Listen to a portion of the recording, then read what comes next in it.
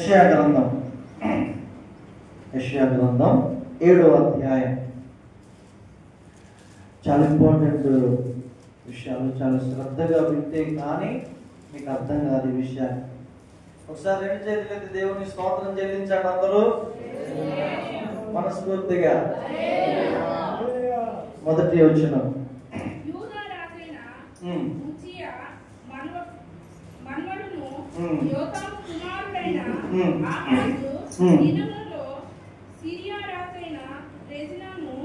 ఇశ్రాయేలు రాజును రెమల్యా కుమారుడైన షేకాహు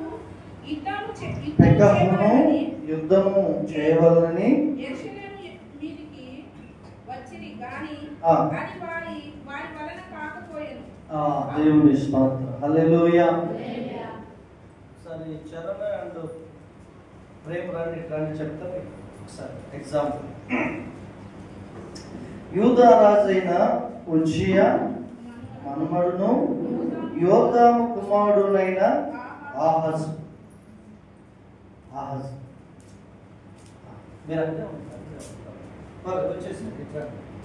ఇప్పుడు ఈయన ఆహాజ్ అనుకున్నా. ఆయన ఎవరండి?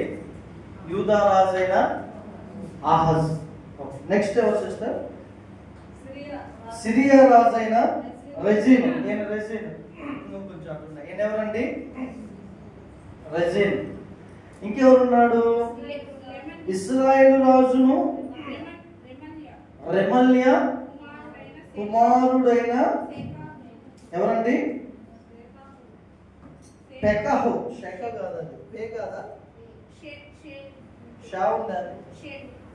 పానా షానా అటు చూడండి బ్రదర్, నా పక్కన చూస్తుంది. పెకహును ఏంటది? మీకు డౌట్ ఉంటే 28వ అధ్యాయం దినవృత్తాంతం 2వ గ్రంథంలో ఉంటది, అక్కడ చూడండి. పెకహు. ఓకే సరే. పెకహు ఎవరు?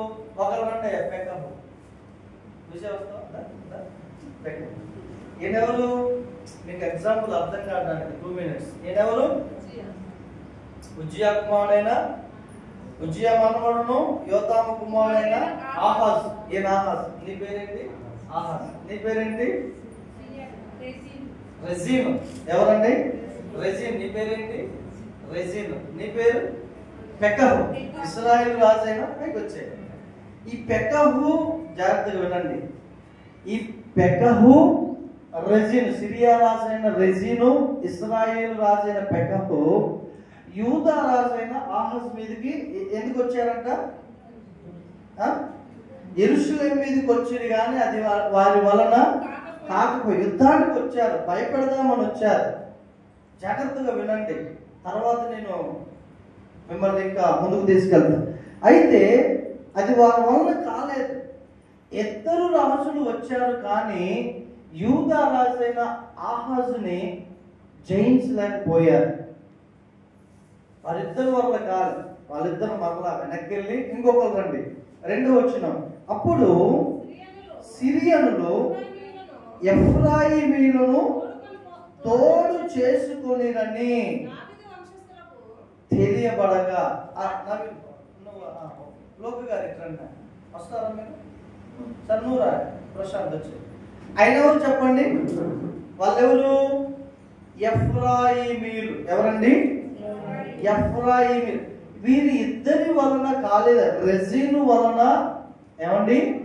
పెకహు వలన కాలేదని వీరిద్దరు వెళ్ళి ఎఫ్రాయిమీయులు తోడు చేసుకొని వచ్చారు. ఎవరి మీదకి? ఆహాజు. యూదా రాజు అయినటువంటి ఆహాజు. ఈ ఆహాజు రాజు దేవుని కృపను బట్టి దావీదంత కాకపోయినా నమ్మకంగా దేవుని కొంటున్నాడు. మీరు చూడండి, ఇశ్రాయేలీలు కానీ యూదా వారు కానీ రెండుగా విభాగింపబడినప్పుడు ఈ ఇశ్రాయేలు రాజు వాస్తవంగా దేవుని మీద ఆధారపడాలి, దేవునినే నమ్ముకొని ఉండాలి. కానీ ఇతడు ఏం చేశాడంటే రెజీనుని జత కలుపుకున్నాడు, లేదా రెజీనుతో చేయగలిపాడు, శత్రువులతో చేయగలిపాడు. ఎవరిని పాడు చేయడానికి? యూదా రాజు అయినటువంటి ఆహాజు రాజుని నాశనం చేయాలి. వారి గోళ్ళు ఏంటంటే ఆహాజు రాజుగా ఉండకూడదు. ఈ విషయం తెలుసుకున్న ఆహాజు ఏమయ్యాడండి? చూడండి, ఈ సిరియనులు 2వ వచనం, అప్పుడు సిరియనులు ఎఫ్రాయిమీయులను తోడు చేసుకొని రని దావీదు వంశస్థులకు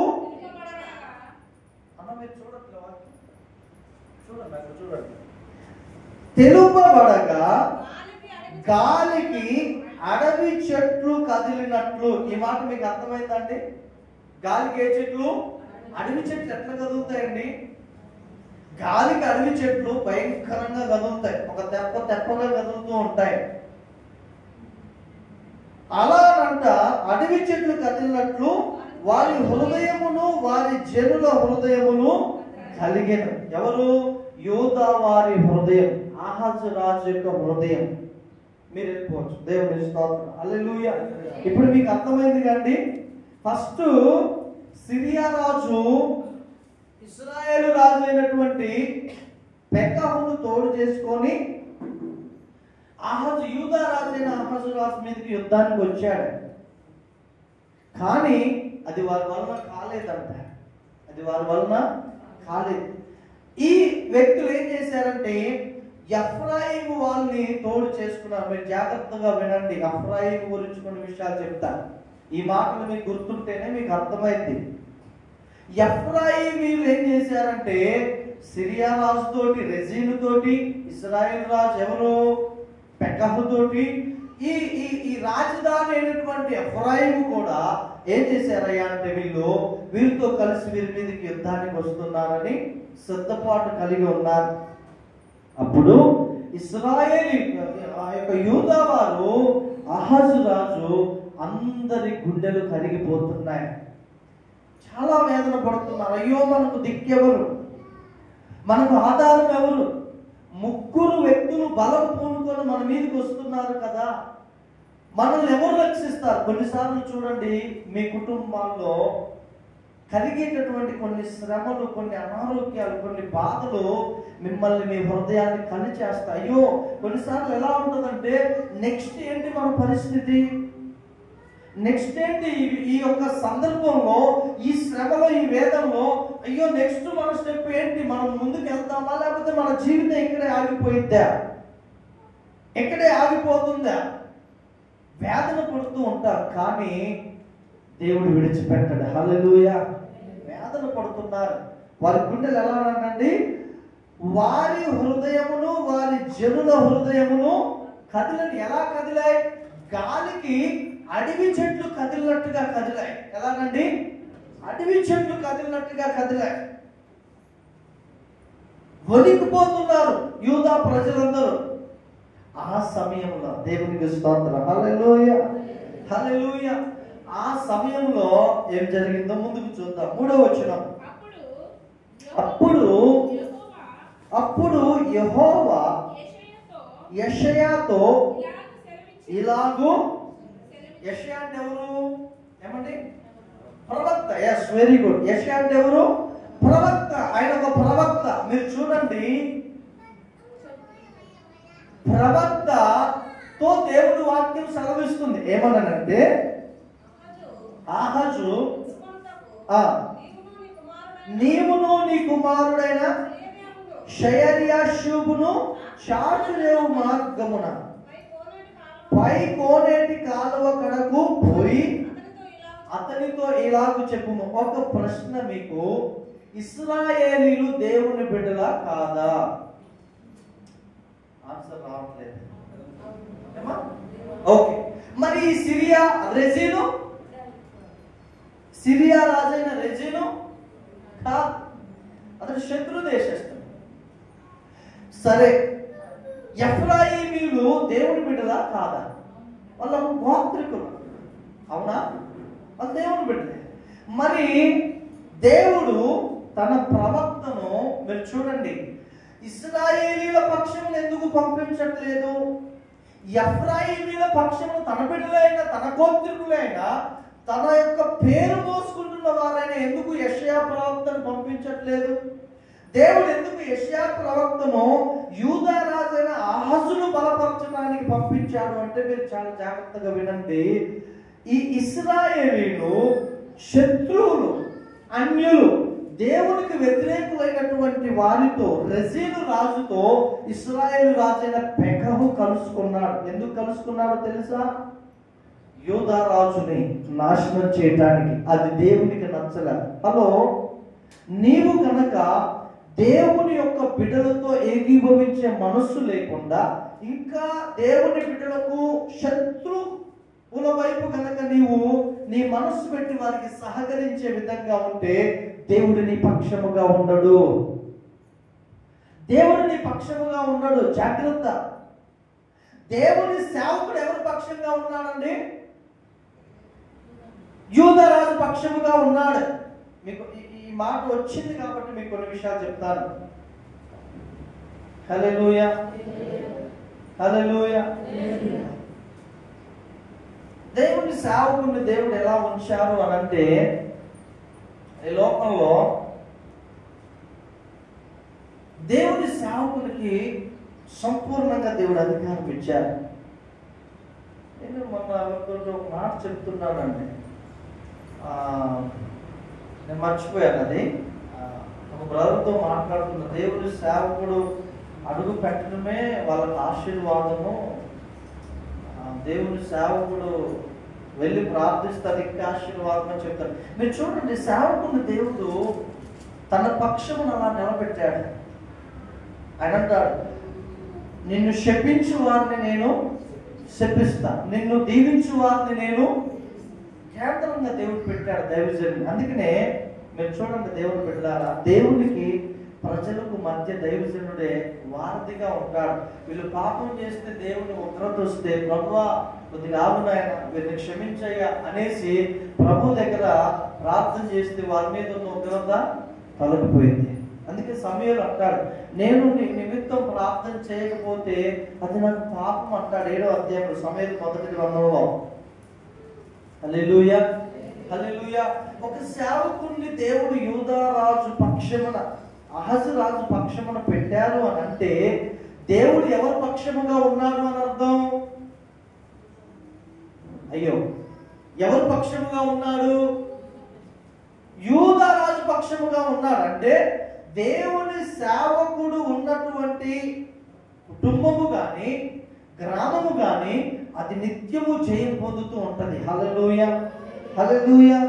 చూడండి, అప్పుడు యెహోవా యెషయాతో ఇలాగూ సెలవిచ్చెను, ఆహాజును ఎదుర్కొనుటకు నీవును నీ కుమారుడైన షయర్యాషూబును చాకిరేవు మార్గమున పై కోనేటి కాలువ కడకు పోయి అతనితో ఇలాగూ చెప్పుము. దేవుడు ధైర్యాన్ని పంపిస్తున్నారు.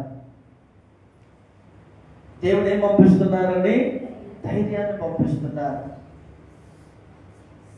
ఏమని చెప్తున్నాడు 4వ వచనంలో అంటే, భద్రము సుమి, నిమ్మలించుము, పొగరాజుచున్న ఈ 2 కొరకంచు కొనలకు, అనగా రెజీనును సిరియనులు రెమల్యా కుమారుడును అను వారి కోపాగ్నికి చెడియకుము. హల్లెలూయా, హల్లెలూయా. ఎవరు రెమల్యా కుమారుడు? పెకహు, ఇశ్రాయేలు రాజు. దేవుడు అంటున్నాడండి ఆ యొక్క యూదా ప్రజలతోటి, వారి పక్షమున వారితో ఏమంటున్నాడంటే, భద్రము సుమి. హల్లెలూయా, హల్లెలూయా. భద్రము సుమి. ఏ సిరియా రాజు రెజీను, ఏ ఇశ్రాయేలు రాజు పెకహు, భద్రము సుమి, భద్రము సుమి. హెచ్చరిస్తున్నాడండి వారిని. 2 రాజులను దేవుడు హెచ్చరిస్తున్నాడు. కొన్నిసార్లు మనల్ని శత్రువు టచ్ చేయాలి అని ప్రయత్నం చేస్తే ముందుగానే శత్రువుతో భద్రము సుమి అంటాడు దేవుడు. హల్లెలూయా, హల్లెలూయా. ఒక దినాన యాకోబు తన 2 భార్యలను, పనికర్తలను, ఉపపత్నులను ఏమండి తన యొక్క సైన్యాన్ని, సంపదను అంతటిని తీసుకొని అతడు తన మామయ్య అతడి నుంచి బయలుదేరి వస్తున్నాడు చెప్పకుండా. బయలుదేరి వస్తూ ఉన్నప్పుడు మీరు జాగ్రత్తగా గమనించండి, నాకు చెప్పకుండా యాకోబు నా బిడ్డల్ని నా కుమార్తెని తీసుకొని వెళ్తాడా, వాడు దొరికితే చంపేస్తా అన్నట్లుగా ఈ లాభాన్ని ఏం చేస్తారంటే తన యొక్క కుమారుని తన యొక్క పనివారిని తీసుకొని ఇతన్ని చంపుదాన్ని ప్రయాణం చేస్తూ వెళ్తూ ఉంటాడు. ఎన్ని దినాలు తెలుసా? ఎవరైనా చెప్పగలరా? మీరు బైబిల్ చదివిన వారు ఇక్కడ ఉన్నారు, అప్పుడు నాకు ఎన్ని దినాలు? 3 దినాలు. వెరీ గుడ్, హల్లెలూయా. 3 దినాలు ప్రయాణం అంత దూరం వెళ్ళగానే ఇప్పుడు యాకోబు వెళ్తున్నాడు. భార్యలు చిన్నపిల్లలు అప్పుడే పుడుతున్నారు, చిన్నపిల్లలు, గొర్రెల మందలు ఉన్నాయి, గొర్రెలు కూడా చిన్నవి ఉంటాయి. అందుకని చిన్నగా తోలుకుంటూ వెళ్తున్నాడు. ఎవరు? యాకోబు. వెనక తన బాబు లాభాలు ఏం చేస్తున్నాడు? పరిగెడుతున్నాడు. ఎక్కడ దొరుకుతాడు వేసేద్దాం. ఒక రోజు రాత్రి ఏమైంది, రెండో రోజు రాత్రి అనుకుంటా పడుకుండగానే దేవుడు వస్తాడు, కల్లోకి వచ్చి ఏ లాభాను అన్నాడు. ఆ ప్రభు అన్నాడు. ఏంటి? యాకోబును తరుముదాన్ని పోతున్నా, జాగ్రత్త, భద్రము సుమి అన్నాడు ఆయన. హల్లెలూయా. ఒకసారి అది చదువుదామా? ఏమంటే ఆదికాండము, ఈయన కూడా సూపర్ అసలు దేవుడు. 31:24 చదవండి. ఆదికాండం 31:24.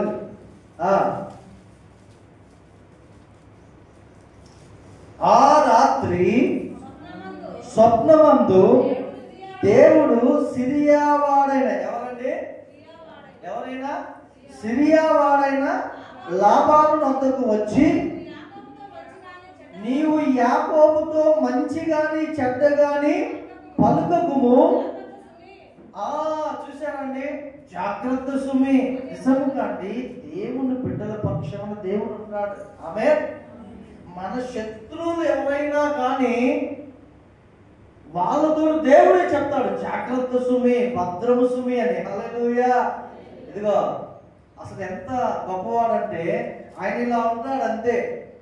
శత్రువేమో అలా ఉంటాడు, ఈయన వేసేద్దాం చూస్తాడు, ఈయన అంటాడు అంటాడు అంతే, జాగ్రత్త అంటాడు.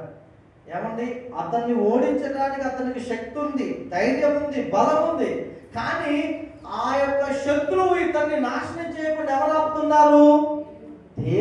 దేవుడు ఆపుతున్నాడు. ఈ లాభాన్ని ఏమంటాడు తెలుసా? 29వ వచనం చదవండి. మీకు హాని చేయుటకు నా చేతవును, అయితే పోయిన రాత్రి మీ తండ్రి యొక్క దేవుడు, చెప్పండి కొడతామండి దేవునికి. హల్లెలూయా, హల్లెలూయా. ఏమన్నా? పోయిన రాత్రి నీ తండ్రి యొక్క దేవుడు. ఎవరు? ఇస్సాకు యొక్క దేవుడు, అబ్రహాము యొక్క దేవుడు,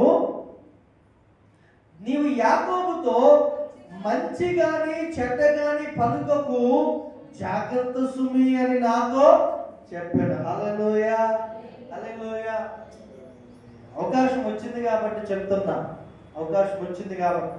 బ్యాంకులో మన పాస్టర్ గారు పని చేస్తారు కదా. నాకు ఇటీవల కాలంలో చెప్పింది, ఎంతమంది చెప్పలే. అయితే అందులో వర్కర్స్ ఉంటారు, అందరి బుద్ధి స్ట్రైట్గా ఉండదుగా, ఒక బుద్ధులు కూడా ఉంటాయి కదండి. ఒక వ్యక్తి కొంచెం ఇబ్బంది చేసేవాళ్ళంట ఇంటర్నల్గా. ఈమె చూసి చూడనట్టుగా అలా వెళ్తూ ప్రార్థన చేసుకుంటూ ఉండేదంట. ఆయన చాలా ర్యాష్ పర్సన్. ఆ వ్యక్తి కాశ్మీర్ చాలా ర్యాష్ పర్సన్. అసలు క్రైస్తవులను ఒక రకంగా చూస్తారు వాళ్ళు. అలా చూస్తూ అలా ఉండి కొన్ని సంవత్సరాలు ప్రేయర్ చేసుకుంది. అతడు ప్రవర్తన విపరీతం అవుతుంటే, ఎక్కువ అవుతుంటే, ఒకరోజు రాత్రి వాళ్ళు ఆయన ఇలా చికాకు చేస్తుంటే వాళ్ళ నాన్నకు బాగుండేది కాదు, వాళ్ళ అమ్మకు బాగుండేది, సీరియస్ అయ్యేది, రకరకాలుగా ఉండేది. నేను ప్రేయర్ చేసేది, నాతో చెప్తే నేను ప్రేయర్ చేసేవాడు. కానీ ఆయన ఒకరి బుద్ధి మారేది కాదు, కొంచెం చికాకు చేసేవాడు.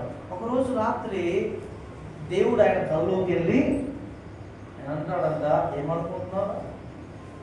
ఆమె నా కుమార్తె ఓవర్ చేసుకున్నావంటే జాగ్రత్త సుమి అన్నాడంట. హల్లెలూయా. ఆ తెల్లారి వచ్చి, బాబు రజని ఏంటికి దేవుడు మాట్లాడుతుందా? సారీ రజని అనేసి భయపడిపోతున్నాడంట. సారీ రజని, ఇట్లా మీ దేవుడు వచ్చి నన్ను బెదిరించాడు, నా బిడ్డతో జాగ్రత్త రజని అన్నాడు. హల్లెలూయా. మన దేవుడు మన పక్షంలో కార్యం చేస్తాడండి. జాగ్రత్త సుమి అంటాడు ఆయన. హల్లెలూయా.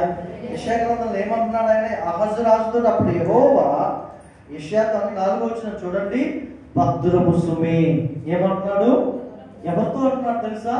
సిరియా వాడైనటువంటి, సిరియా రాజు అయినటువంటి రెజిన్ ఏమండి. అలాగే ఎవరు ఇంకా? ఇశ్రాయేల్ రాజు అయినటువంటి పెకహుతో ఏమంటున్నాడంటే భద్రము సుమి, నిమ్మలించుము. ఏమంటున్నాడు? నిమ్మలించు. ఎందుకు ఆవేశపడుతున్నావు? ఎందుకు ఎక్కువ చేస్తున్నావు? ఓ అరావుడు చేస్తున్నారేంటి? యూదారాజు లేకుండా చేయాలని కొంచెం నిమ్మలించుము. ఇంకేమన్నాడండి? పొగరాజుచున్న ఈ 2 కొరకంచు కొనలకు, అనగా రెజిన్ కొర ఏమన్నండి? పొగరాజుచున్న ఈ 2 కొరకంచు అంటే నిప్పే కదండి, నిప్పే కదా. 2 కొరకంచు పొగ అంటే ఇప్పుడు కొన్ని స్థలాలు ఏం చేస్తారు? ఒక కర్రకి పైన ఏదో క్లాత్, దానికి మట్టి పేడ చుట్టూ ఏం చేస్తారు? కిరోసిన్ పోసి వెలిగిస్తారు. ఎందుకంటే అవన్నీ ఎందుకు చేస్తారంటే ఎక్కువ వెలుతురు రావడానికి, త్వరగా కాలిపోకుండా మట్టి, అలాగే కొంత ఏమంటారు పేడ, ఇవన్నీ క్లాత్ కలిపి చుడతారు. కిరోసిన్ పోయగానే అది వెలుగుతూ ఉంటది, అది వెలుగుతూనే ఉంటది ఎక్కువ సమయం. అలాగే వీరు అలా చేస్తుంటే దేవుడు అంటున్నారు చూడండి, చదవండి. అనగా సిరియనులు రెమల్యా కుమారుడు అను వారి కోపాగ్నికి చెడియకుము. హల్లెలూయా. వారి కోపానికి భయపడకుము, వారి కోపాగ్నికి భయపడకుము, నీ గుండె అవిశయనీయకుము. సిరియాయు ఎఫ్రాయిము రెమల్యా కుమారుడు నీకు కీడు చేయవాలని ఆలోచించుచు మనము యూదా దేశము మీదికి పోయి దాని జనులను భయపెట్టి దాని ప్రాకారములను పడగొట్టి తాబేలను వారి కుమారుని దానికి రాజుగా నియమించదు రండని చెప్పుకుని 3 వ్యక్తులు కలిశారండి. తాబేలు, అందరు చెప్పండి. తాబేలు అనండి. తాబేలు ఇతన్ని మీరు ఎక్కడ చూస్తారు తెలుసా? రండి, అక్కడికి రండి ఒకసారి. ఎజ్రా గ్రంథం 4వ అధ్యాయంలో ఉంటాడు ఆ వ్యక్తి. 7వ వచనం చూడండి. 4వ అధ్యాయం, ఎజ్రా గ్రంథం 4వ అధ్యాయం 7వ వచనం.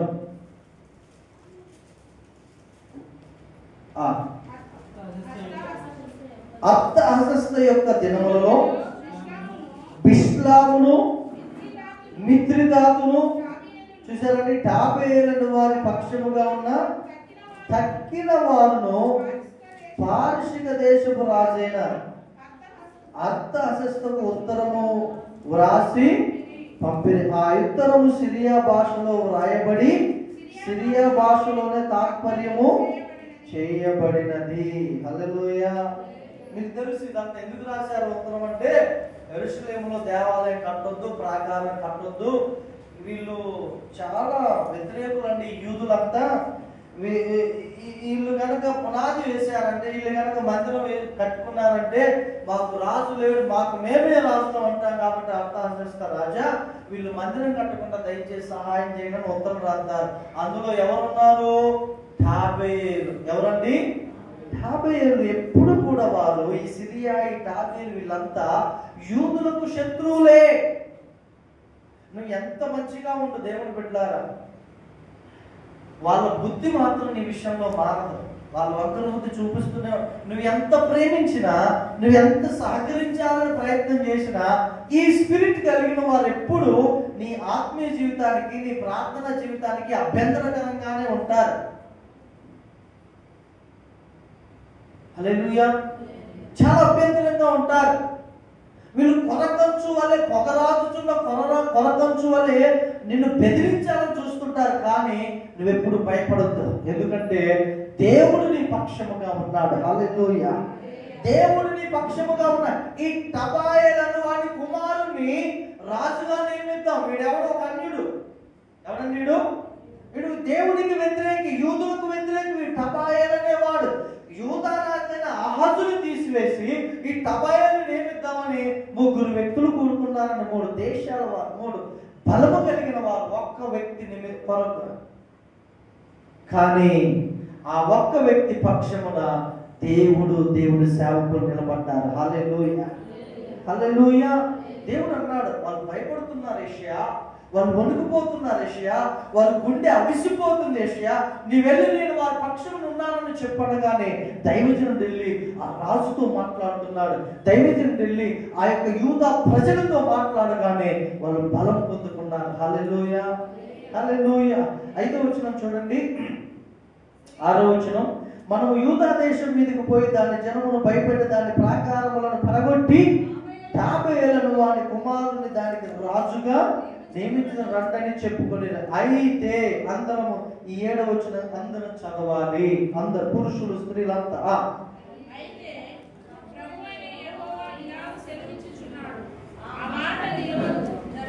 ఆమేన్, హల్లెలూయా.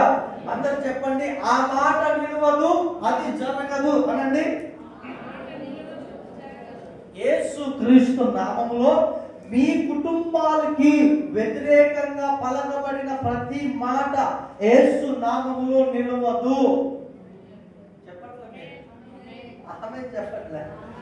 ఇక్కడ ఏమన్నారంటే, దేవుడు ఏమన్నాడంటే, ప్రభు అయిన యెహోవా ఇలాగ సెలవిచ్చుచున్నాడు. ఏమనంటే, ఆ మాట నిలవదు, శరణదంటే. కొన్నిసార్లు నిన్ను శపిస్తారే, నువ్వు నాశనం అయిపోతావు అంటారు. యేసు నామములో నువ్వేమనాలి, అది జరగదు, అది నిలవదు. నీకు ఉద్యోగం రాదమ్మా, నీకు ఉద్యోగం రాదబ్బా, యేసు నామములో అది జరగదు, నిలవదు. దేవుడు చెప్పుచున్న మాట ఏంటంటే, యూదా రాజు ఆహాజుతోటి వాళ్ళు అన్నారు కదా, ఈ రాజును తీసేసి టబాయిలను వాని కుమారుని పెడదామన్నారు కదా. ఆ మాటని దేవుని బిడ్డలారా, దేవునికి కొన్ని నచ్చవు. మన జీవితంలో నుండి కొందరు వ్యక్తులు కొన్ని తొలగించాలని ప్రయత్నించినా దేవుడు వాటిని జరగనివ్వడు. హల్లెలూయా, హల్లెలూయా. కొంతమంది వ్యక్తులు నిన్ను శపించవచ్చు, నీ స్థానం నుంచి నిన్ను తొలగించాలని చూడొచ్చు, నిన్ను ఎదగకుండా చేయాలని నిన్ను ఆపు చేయొచ్చు. కానీ అది జరగదు. ఎందుకో తెలుసా? దేవుడైన యెహోవా నీ పక్షమున ఉన్నాడు. హల్లెలూయా. దేవుని స్తోత్రం. ఎన్నోసార్లు నీ జీవితంలో నీ పై అధికారులు నేను టార్చర్ చేసి ఉండొచ్చు. ఏమండి, ఎన్నోసార్లు నీ జీవితంలో నీకంటే నీ గ్రామంలో బలవంతులైన వారు నేను ఇబ్బంది పెట్టుండొచ్చు. కానీ వారు నీకు కృంగదీయాలని, నాశనం చేయాలని ప్రయత్నించి ఉండొచ్చు. కానీ నీవు నమ్ముకున్న దేవుడు అలాగున జరగనివ్వడు. హల్లెలూయా. పైగా వారితో ఉంటారు, భద్రము సుమి. ఒక ఆయన అండి, నేను మా నాన్నగారు ఆయన దగ్గరికి వెళ్తే టేబుల్ మీద 5 లక్షలు ఇట్లా పెట్టుకొని పొద్దున్నే ఏదో పనుండి వెళ్ళాను, నేను అడగలేదు, ఇలా పెట్టుకొని ఉన్నాను. 5 లక్షలు ఆయన అలవాటు. ఆగరు ధనికుడు, ఒకప్పుడు లేదు, 10 సంవత్సరాలు. పోయి అడగగానే ఏం చేస్తావు బాబు అన్నాడు. మా నాన్న ఆయన బాగా పరిచయం, 15 సంవత్సరాల క్రితం, లేదండి 11 సంవత్సరాల క్రితం. నేను పాస్టర్ గారు సార్ అన్నాను. పాస్టర్ గారు అంటే బాబు, పని పాటేం లేదా, ఒళ్ళు వచ్చి పని చేయొచ్చుగా అన్నాడు. వాడికి ఏం తెలుసు పాస్టర్ అంటే ఎన్ని కష్టాలు తెలిసి? అతనికి ఏం తెలుసు అండి?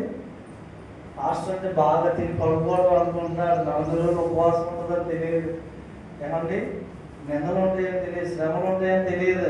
ఒక బాధ్యత. ఏమండి, ఇప్పుడు ఏమైనా గద్దించాడు అనుకో పాస్టర్ గారు, మహిమక్కని నన్ను గద్దించాడు సంఘంలో, నేను రాను చర్చికి అని కూర్చుంటుంది. నేను రాను అంటుంది చర్చికి. మళ్ళీ దేవుని దగ్గర వెళ్ళి, ఏం నాయన నేను మంచిగే కదా నాయన, అమ్మ సారీ అమ్మ మహిమను చర్చికి రాదు, ఏదో అతను కూడా నీ మంచిగా, నేను రానున్నా, నువ్వు నన్ను అందరి ముందు అంటావా? ఇట్లుంటాయండి సంఘంలో. ఏమండి, ఇంకేముంటాయి తెలుసా? ఇగో నేను అటు మొక్కుబడి చేసుకున్నాడంట, నేనేం లేదంట, సంఘంలో ఇండైరెక్ట్గా చెప్పాడు అయ్యగారు, ఇంక నేను వచ్చేవాళ్ళం పోను. కొన్ని బయటికి చెప్పరండి, లోపల ఉంటాయి వాళ్ళకి, బయటికి చెప్పరు. ఈ సేవకుడికి దేవుడు బయటపరుస్తాడా? ఇందువల్ల నేను రావట్లేదు. ఇంకొంతమంది, నేను సచ్చినా నేను మందిరాన్ని పోనండి, పాస్టర్ గారు ఉన్నప్పుడు అట్లా అన్నాడు. ఈ పాస్టర్ గారికి ఆయనకు గుర్తొచ్చినప్పుడల్లా ఒకటే ప్రార్థన, ప్రభు ఆయన రావట్లేదు మందిరాన్ని. ఆయనకి ఏం తెలుసు అండి బాధలన్నీ, ఇంకెన్ని కష్టాలు ఉంటాయి. అప్పుడే పొగుడుతారు సంఘంలో, మా పాస్టర్ గారు ఇదంటే అప్పుడే నేలకేసి పడతారు. ఎన్ని బాధలు ఉంటాయండి సంఘంలో. ఆయనకి ఏం తెలుసు, నీకు పని చేసుకొని బ్రతుకున్నారు, పాస్టర్ అంటే ఏంటన్నా అన్నాడు ఆయన. అరే అబ్బాయి ఎట్లా సార్ అన్నాడు ఆయన. ₹1,00,000 లెక్క పెట్టి అడిగి అన్నాడు. ఆడొచ్చి లెక్క పెట్టి 2 కార్డులు ఇచ్చాడు. కాలు మీద కాలు వేసుకున్నాడు. ఇప్పటికైనా ఏదన్నా పని చేసుకోరా, నా దగ్గరికి రా, నేను పని చూపిస్తా అన్నాడు. పాపం ఇప్పటికైనా పనికి లేకుండా పోయిందండి. ఊరు విడిచిపెట్టి వెళ్ళిపోయాడు ఆయన, కోటీశ్వరుడు. హల్లెలూయా. దేవుని సేవకుని జోలికి వస్తే దేవుడు అంటాడు భద్రము సుమే. హల్లెలూయా. ఒక 2 సంవత్సరాల తర్వాత రోడ్డు మీద ఎదురయ్యాడు. ఎలక్షన్ మూమెంట్ లో వచ్చారు. ఆయన వచ్చి నేను సైకిల్ దొక్కుంటూ వస్తున్నా, ఏదో అటు నుంచి చుక్కడూరు నుంచి ప్రార్థన అయిపోయి 11 సంవత్సరాలు సైకిల్ దొక్కుంటూ పెట్రోల్ బంక్ ఎదురు కలిసి, నమస్తే పాస్టర్ గారు అన్నాడు. అబ్బాయి ఇంత తగ్గిపోయాడు ఈ పెద్ద ఆయన కనుకున్నా. సార్ ఏంటంటే బాగున్నారా అన్న. మన ఏంటన్నా మనం నవ్వుకొని చెప్పాలి. ఏం లేదు పాస్టర్ గారు, దయచేసి నా కోసం ప్రార్థన చేయండి, నేను ఇట్లా ప్రయత్నం చేస్తున్నా, ప్రార్థన చేయండి పాస్టర్ గారు అనేసి బతిలాడుతున్నాడు. ఆ పక్కన ఇంకొక అక్కుంది, ఆ తమ్ముడు నా కోసం కూడా ప్రార్థన చేయండి. సరే మంచిది, సైకిల్ వేసుకున్నాడు. తర్వాత తెలిసిన విషయం ఏంటంటే ఇప్పుడు 20 కోట్లు మోసం చేశాడు. ఎంత? ఏమండి? సేవకులతో జాగ్రత్త. దేవుడు ఒక వ్యక్తి పక్షాన ఉన్నాడు అని అంటే ఆ వ్యక్తితో మనం ఎంత జాగ్రత్తగా ఉంటే మనకు అంత మంచిది. హల్లెలూయా. అంత మంచిదండి. కింద ఏమంటున్నారు చూడండి, 8వ వచనం. ఆ మాట నిలువదు. దమస్కు సిరియాకు రాజధాని. రాజు 65 సంవత్సరములు కాకమునుపు ఎఫ్రాయిము జనము కాకుండా. చూసారండి ఎన్ని సంవత్సరములు? ఎఫ్రాయిం అనేది 12 గోత్రములలో ఒక గోత్రం అండి. హలో, ఎఫ్రాయిం అనేది 12 గోత్రములలో ఒక గోత్రం. కానీ దేవుడు ఏమన్నాడు తెలుసా? 60 సంవత్సరములు కాకమునుపు ఎఫ్రాయిము జనము కాకుండా నాశనమగును. ఎందుకంటున్నాడో తెలుసా? ఈ ఎఫ్రాయిము సిరియా రాజు అయినటువంటి రజీనుతో కలుసుకున్నాడు. ఎందుకు కలుసుకున్నాడో తెలుసా? దేవుడు ఏర్పాటు చేసుకున్నటువంటి యూదా రాజైన ఆహాజుని పడగొట్టి ఎవడో పనికి మాలిన వాడైన టబాయేలు వాని కుమారుని రాజుగా పెట్టాలని, ఒక అన్యుడిని పెట్టాలని, యూదులకు దేవునికి వ్యతిరేకమైనటువంటి వాడిని నిలబెట్టాలని జీవము కలిగిన దేవుని యొక్క గోత్రమైన ఎఫ్రాయిము చెయ్యి కలపగా దేవుడు అంటున్నాడు తెలుసా? 65 సంవత్సరములు కాకమునుపు ఎఫ్రాయిము జనము కాకుండా నాశనమగును.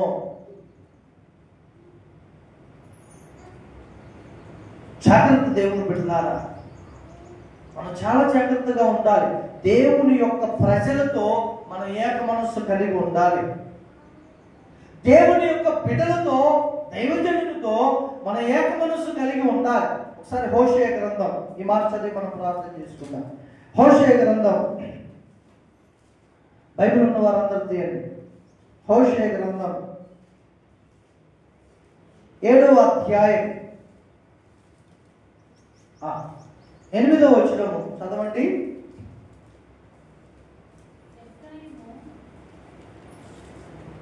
అమ్మ చదువు. ఎఫ్రాయిము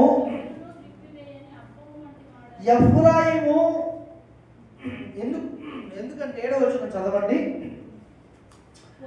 పొయ్యి కాలునట్లు వారందరూ బహు మంటమండి తమ న్యాయాధిపతులను మృంగివేయుదురు. వారు రాజులందరూ కూలిరి, వారిలో నన్ను స్మరించువాడొకడును లేడు. ఎఫ్రాయిము అన్యజనులతో కలిసిపోయాడు. చూశారండి, ఎఫ్రాయిము అన్యజనులు, క్రైస్తవులు సంఘస్థులు క్రైస్తవులతో కలవడం పోగొట్టి అన్యజనులతో కలిసిపోతున్నారు. జాగ్రత్త దేవుని బిడ్డలారా, నువ్వు దేవుని సంఘముతో సహవాసంలో ఉండాలి, దేవుని సంఘముతో ఏకీభవించి ఉండాలి. నువ్వు అన్యజనులతో కలిసిపోయినట్లయితే దేవుని కృప నీకు తోడై ఉండదు. అలాగే వెళ్ళింది ఎవరు? నయోమి. యూదా దేశంలో బెత్లెహేములో కొంత కరువు వచ్చిందని చెప్పేసి మోయాబు దేశానికి వెళ్ళిపోయిందండి. రొట్టెల ఇల్లు విడిచిపెట్టి వెళ్ళిపోయి తన భర్త పోగొట్టుకుంది 10 సంవత్సరాలలో. ఎందుకు వెళ్ళిపోయింది? అరే బాబు, ఇక్కడ కరువు వచ్చిందిరా, ఈ యోధా దేశంలో మన అన్నదమ్ములు మన పాలిభాగస్తులు ఈ కరువుతో ఆస్తులు అమ్ముకుంటారు, మీరు నాశనం అయిపోతారు, నేను ఒక్కదాన్నే తెలియగలదానే మహలోనికి వెళ్ళాను. నయోమి తన భర్తతో చెప్పి మోయాబు దేశానికి వెళ్ళింది. భార్య మాట విన్నాడు, వెళ్ళిపోయాడు మోయాబు దేశానికి. పోయిన 10 సంవత్సరాల్లో మొదటిగా భర్త పోయాడు. ఏమండి సరే, పోతిపోయాడు. పిల్లలకు పెళ్లి చేసింది మహలోని కిలియోని, రూతుని, ఓర్పాని. కొన్ని సంవత్సరాలు అయినాక మహలోను పోయాడు, కిలియోను పోయాడు. ఎవరు మిగిలారు? నయమి. కొన్ని కుటుంబాలండి ఎంత శాపగ్రస్తమైన ఉంటాయంటే దేవుణ్ణి విడిచిపెడతారు. ఎన్నిసార్లు దేవుడు గద్దించిన, దేవుని సేవకుడు చెప్పిన వినకుండా అలాగే అన్ని జనులతో కలిసి వాళ్ళ ప్రవర్తన అనుసరించి అలాగే కొన్ని కుటుంబాలు చూడండి. కొడుకు ఉన్నాడు కుటుంబంలో, తండ్రి ఉండడు. ఏమండి ఉంటే తల్లి లేదా కోడలు ఇద్దరే ఉంటారు. ఏంటి మగ దిక్కు చనిపోవటం అంటే ముందుగానే అది శాపం అండి. మీకు తెలుసా? అది చాలా భయంకరమైన కీడు. అది తమ కాలమునకు ముందు పోవటం అనేది. ఎఫ్రాయిం ఎవరితో కలుసుకున్నాడు? అన్ని జనులతో కలుసుకున్నాడు. అదే అతనికి ఊరైంది. ఇంక కింద చదవండి. ఎఫ్రాయిము ఎవరును త్రిప్పివేయని అప్పము వంటి. ఇప్పుడు పెనం ఉందండి, నా వైపు చూడండి. ముందు స్త్రీలకు బాగా ఈ పెనం మీద మంట, కింద మంట ఉంది. పైన చదివాం కదా, అగ్నికి కాలుతుంది, కాల్చివే. ఈ పెనం మీద అప్పం వేసాం, కాలుతూ ఉంది. ఏమండి ఎలా ఉంటుంది? కాలుతూనే ఉంది. పెనం మీద అప్పం ఏమవుతుంది? మాడిపోయిందండి. తినటానికి పని చేస్తుందా? ఒకవేళ ఆ పెనం మీద అప్పము తిప్పి వేస్తుంటే ఏమైంది? అది ఉపయోగపడుతుంది. ఈ ఎఫ్రాయిం అంట ఎవరును తిప్పివేయని అప్పము వంటి వాడయ్యాడంట. పెనం మీద కాలుతూనే ఉంది. దేవుడు అన్నాడు 65 సంవత్సరములు కాకముందే ఎఫ్రాయిము జనము కాకుండా నాశనం. ఎందుకో తెలుసా? అన్ని జనులతో కలుసుకున్నాడు ఎఫ్రాయిం. సిరియా రాజైన రెజినుతో కలుసుకున్నాడు. దేవుని సంగమా, నీవు ఉన్న దాంట్లో కొంచెంలోనైనా నమ్మకంగా ఉంటూ దేవుని బిడ్డలతో రొట్టెల ఇంటిలోనే దేవుని సంఘముతోనే అంటుకట్టబడి ఆ సమీపంలో నేను ఉన్నట్లయితే దేవుడు నిన్ను దినదినము ఆశీర్వదిస్తాడు. హల్లెలూయా, హల్లెలూయా. అది చదివామా అండి? యెషయా గ్రంథం 7వ అధ్యాయము ఆ చివరి మాట చదవండి అమ్మా. ఎన్నో వచనం? 9వ వచనం. 8వ వచనం చదవండి. దమస్కు సిరియాకు రాజధాని. ఓకే. దమస్కునకు రెజినును రాజు 65 సంవత్సరములు కాకమునుపు ఎఫ్రాయిము జనము కాకుండా నాశనమగును. సోపులోను. ఇక్కడ ఒక మాట చెప్పాలి. మనం నయోమి గురించి చెప్పాం కదండి. అక్కడ భర్త చనిపోయాడు. ఇంకా 2 కుమారులు మహలోను, కిలియోను. ఎలిమెలెకు, మహలోను, కిలియోను 3 చంపబడ్డారు. ఈ నయోమి ఒక మాట ఏమిన్నదంటే, ఏమండి ఒకసారి దయచేసి రూతు గ్రంథంలోకి రండమ్మా, మనం ముగించుకుందాం. రూతు గ్రంథం ఎక్కడుంది? రూతు గ్రంథం న్యాయాధిపతుల పక్కన ఉంటుంది కదా. న్యాయాధిపతుల గ్రంథం పక్కన రూతు గ్రంథం ఉంటుంది. అక్కడ 1వ అధ్యాయంలో 6వ వచనం చదవండి. మీకు విషయం తెలుసా అమ్మా? 5 వచనాల్లోనే, ఈ 1వ అధ్యాయం 5 వచనాల్లోనే నయోమి తన కుటుంబాన్ని నాశనం చేసింది. ఎన్ని వచనాలు? 5 వచనాల్లోనే. 6వ వచనం చదవండి.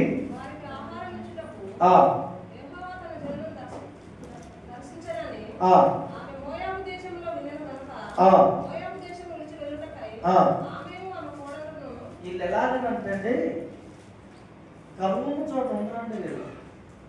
హలో, కరువు ఉన్న ప్రదేశంలో ఉండరు. యూదా దేశంలో కొంత కరువు వచ్చింది.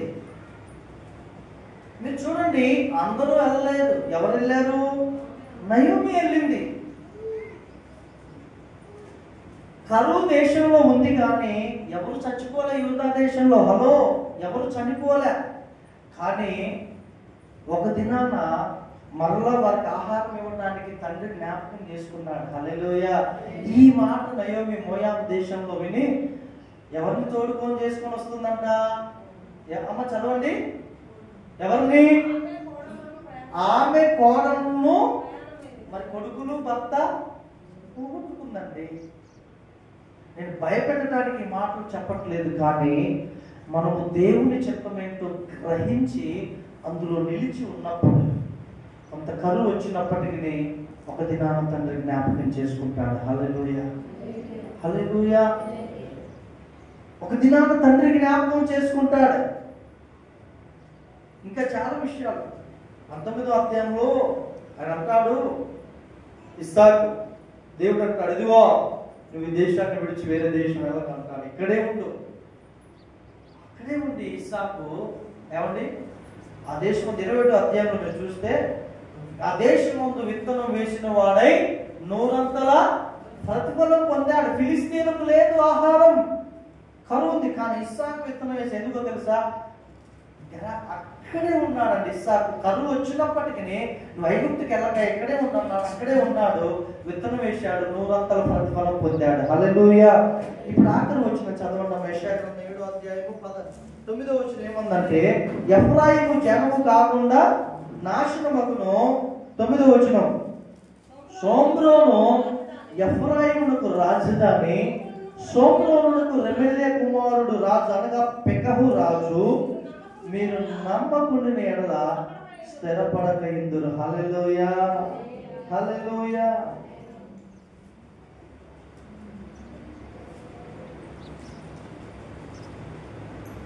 Thank you Lord. హల్లెలూయా.